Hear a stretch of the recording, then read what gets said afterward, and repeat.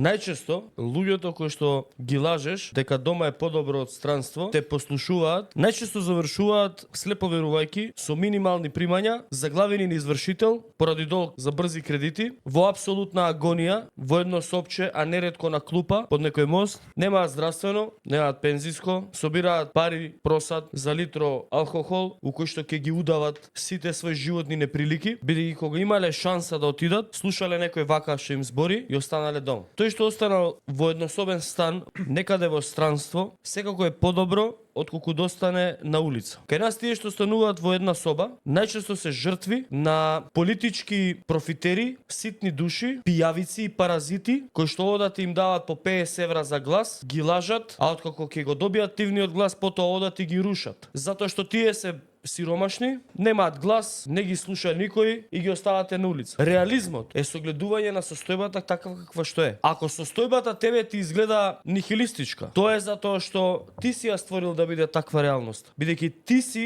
на власт каде што можеш да создадеш перцепција оптимистичка или нихилистичка. Ние ја коментираме реалната состојба, која што како што и ти констатираш е нихилистичка и се согласувам. Ние не сме нихилисти, ние сме реалисти. Ако ти со апсолутна власт се жалиш на нашите коментари, ако нашата убедувачка моќ е посилна од твојата, што бараш ти на властуваш? Тоа значи дека тоа што ние го збориме е поблиску до реалноста и повеќе луѓе го чувствуваат и се идентификуваат со нашите тези. Тоа само докажува дека твојата политика е неуспешна, ти е прочитано и дека ништо не правиш.